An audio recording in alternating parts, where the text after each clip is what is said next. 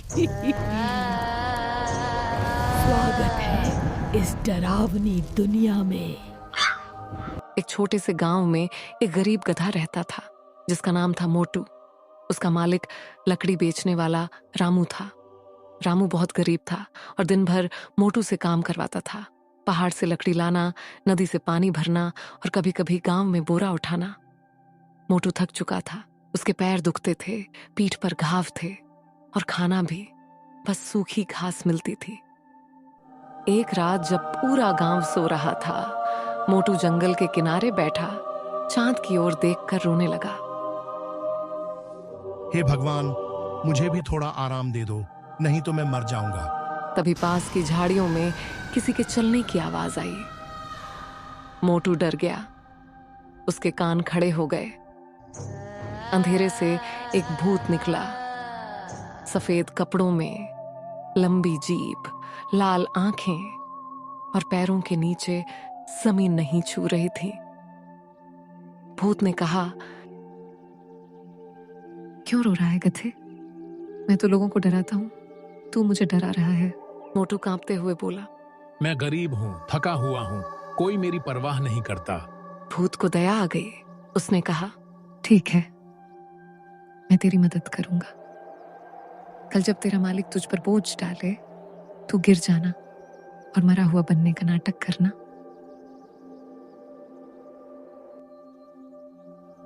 अगले दिन रामू ने मोटू पर लकड़ी ला दी। बीच रास्ते में मोटू अचानक जमीन पर गिर गया।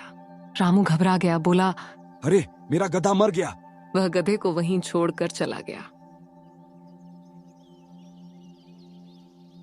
रात को भूत आया। उसने गधे से कहा, अब आजाद हो गया तू, चल मैं तुझे एक जादुई जगह दिखाता हूं।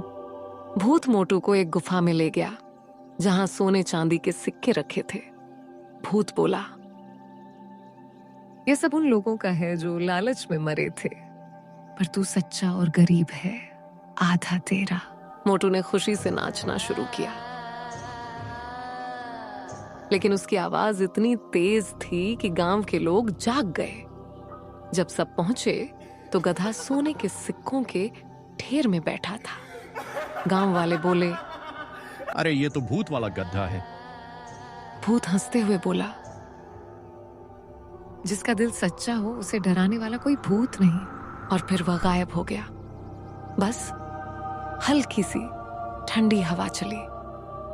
रामू को अपनी गलती का एहसास हुआ। उसने मोटू से माफी मांगी और उसके साथ प्यार से रहने लगा। अब मोटू को अच्छा खाना मिलता था और गांव में सब कहते, भूत भी गरीब की मदद करता है अगर दिल साफ हो।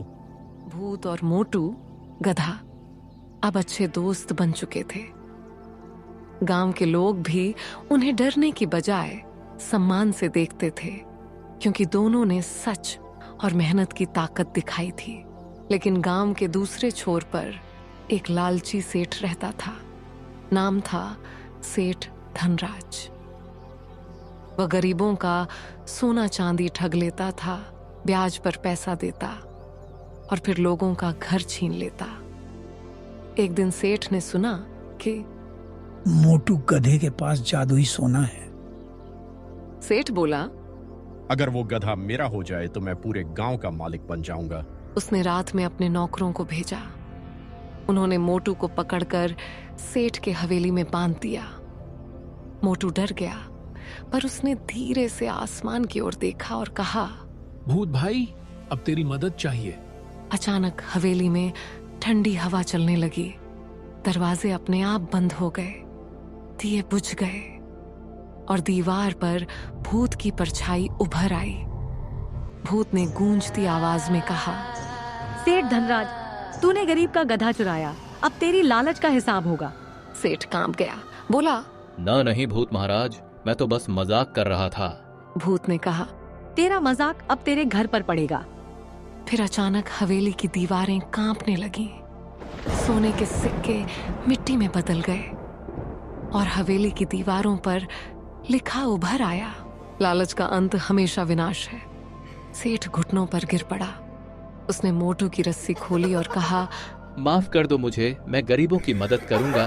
भूत मुस्कुराया, बोला, अगर तू अपने गुनाहों को सुधार ले तो मैं तेरे घर की हिफाजत करूंगा। तब से सेठ धनराज बदल गया। उसने गांव के गरीबों का कर्ज माफ किया, सबको खाना और कपड़े दिए। मोटू अब गांव का लकी गधा कहलाने लगा। लोग कहते, जहाँ सच्चाई और भलाई होती है वहाँ भूत भी रक्षक बन जाता है। रात को जब हवा चलती तो कभी कभी भूत की हंसी सुनाई देती थी। मोटू, तेरा दिल सबसे अमीर है। गांव में शांति लौट आई थी। भूत और मोटू गद्दा अब सबके प्यारे बन चुके थे। लेकिन उस गांव से दूर पहाड़ों के पार एक पुरानी हवेली में रहती थी एक डरावनी चुड़ैल, चंद्रमुखी। चंद्रमुखी बहुत ताकतवर थी।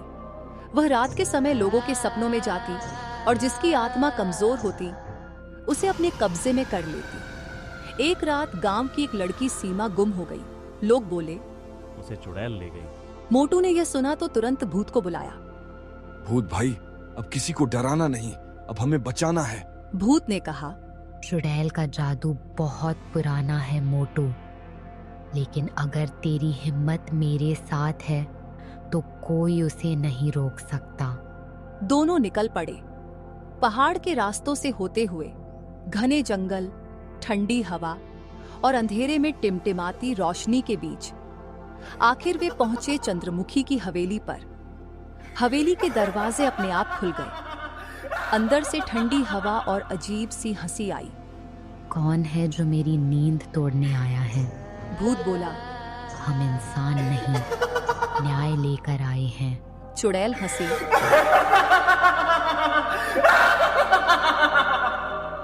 तू तो खुद मरा हुआ है और ये गधा मेरे सामने खड़ा है, क्या मजाक है? फिर उसने अपने हाथ हिलाए और काले धुएं से भूत और मोटू को बांध लिया। मोटू डर गया पर उसने जोर से ढींचू मारी। आवाज गूंज उठी। वो आवाज इतनी पवित्र थी कि चुड़ैल का जादू थोड़ा कमजोर पड़ गया। भूत ने मौका देखकर अपने हाथ से एक मंत्र पढ़ा, सत्य की शक्ति, असत्य की राख। तुरंत हवेली की दीवारें टूटने लगी और चुड़ैल चीखने लगी।